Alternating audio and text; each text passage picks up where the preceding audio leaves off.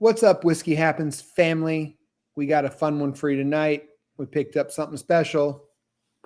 Tune in to see what we're going to be talking about. Tune in. I don't know. I decided to mix it up a little bit for this edition of What's in Our Glass because it's something we just got. All right. That was so weak. I don't like the pops from Makers, to be honest with you. Not gonna lie. But everything I heard from you and everybody else that this is amazing. So I'm excited to try this. What are we trying tonight, Garrett? Or what am I trying for the first time? Wait, is this part of it? Yeah. Oh, all right. Oh, well, screw it. I'll start it over again. Well, because you already showed him what it was. So, like, I thought you were just talking to me. No. All right. Let's try that again. All right. Sure.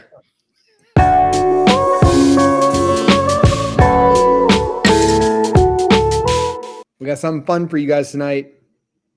Garrett, what is that? Maker's Mark Wood Finishing Series, the finale, BEP. What does BEP stand for? I have no clue. I know what OPP stands for, but I don't know what BEP stands for. Barrel entry proof. Yeah, that's right. I love it. Yeah, I think coming in 110 proof or cast strength, it kind of matches last year's BRT, both 1 and 2. Yeah. I know the point decimal part varies for all three of them. However, it's interesting to think that these things are aging differently and they're coming out with some very unique flavors. And I think if I would be remiss if I didn't say that I'm sad that this is possibly the last wood finishing series. Although I do remember the press release said there are more things coming. As we know, Maker's Market said they're doing a 12-year now. And I don't know what that price might be, but I hope it's cheaper than some of their competitors.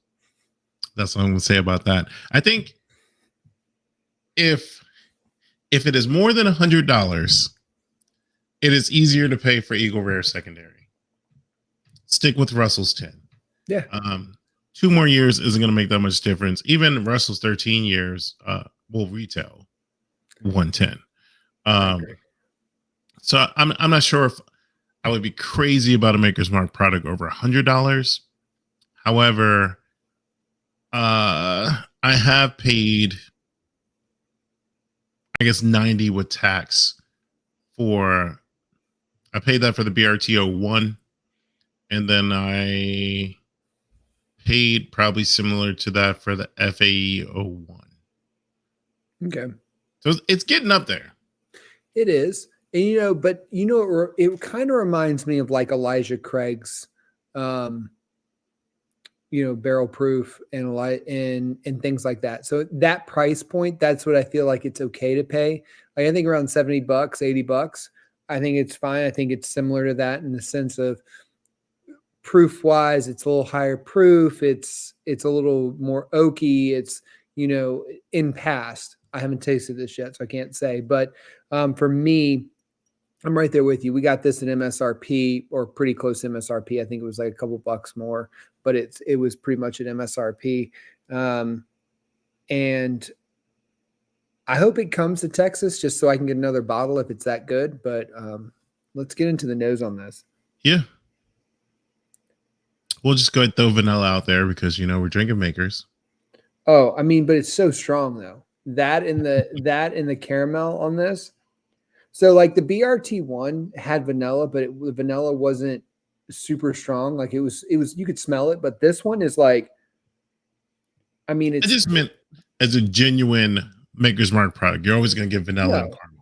No, I agree. But I was just saying, like on top, it's really heavy. It's very forward on this one. Yeah, definitely light spice on the back end and marshmallow. Yeah. All right, let's get into the taste of this. All right. Best part.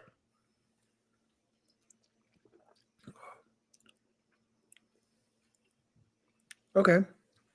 It's kind I can tell you exactly what it tastes like to me. All right. And if I was to mix this with a Coke, it would be a vanilla cherry Coke.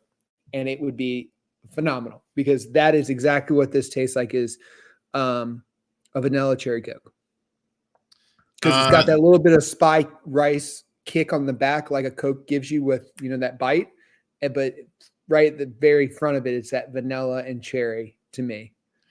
Yeah, the cherry note definitely sings. I would say cherry's Jubilee. I've never had a cherry vanilla Coke in my life. But I have had it's to me it's desserty. It's rich. Brown sugar sings right through. The cherry note, as you say, I get as well. This is really, really bright. And I don't want to say punchy, but it's hello. It's letting you know it's there. The proof comes through, but not in a deterring way. No, and to be honest with you, I just opened this and poured it, and you don't get any ethanol on it, which is really hard to believe. Not on the smell, not on the taste. And so that's some of the things that I swear, even some of these other bourbons that are either even less than proof, you still can get a huge ethanol burn at the beginning. That none. It is just, I don't know. It's really delicious in my opinion. Would you consider this though, Garrett, would you consider this a spring or fall or summer, winter? What would you consider this type of bourbon? Because I love saying that about the bourbons. Like I think all bourbons have a season that they do better in. And for me, I always like to try to compare that there. And when I'm talking with people, because when they're talking about, oh, well, I got this, I always kind of be like, well, if you want to wait and open it, you can open it and drink it here because it's a little bit better. But what would you think about this one? I honestly couldn't give you a season. I would say year long. I don't see a differentiator in this because it finishes so even. It's very balanced, and the baking spices I was talking about before lingers a little bit, but not in a off-putting type way. Like it's a good finish. And that's something you don't get very often with a lot of things over 110. That's true. But how about you? What season are you placing this in? So for me, I think, and it's just for me, I want it to be a little cooler. I couldn't drink this in the summertime, I don't think. Maybe at night, but not during the day. Like if it was on a Saturday and we were out having drinks and stuff, I don't think I'd gravitate to something like this. It would definitely be something at nighttime when weather gets a little cooler, in my opinion. And maybe that's just because, like you said, it's got that baking spice note. It's got that kind of richness to it that I kind of just say it feels like it needs to be a little bit of cooler temperature. But I mean, I don't disagree with you at all. I think you can drink it whenever, but that's just kind of how it's coming off for me. Okay. Yeah. I'm going to add a little bit of water to it. This is definitely the first time. And see what that does, because I was thinking if you don't see it as a summer thing, what if it was on some cubes? Yeah. So it opens up a little bit more into like a peach cobbler situation.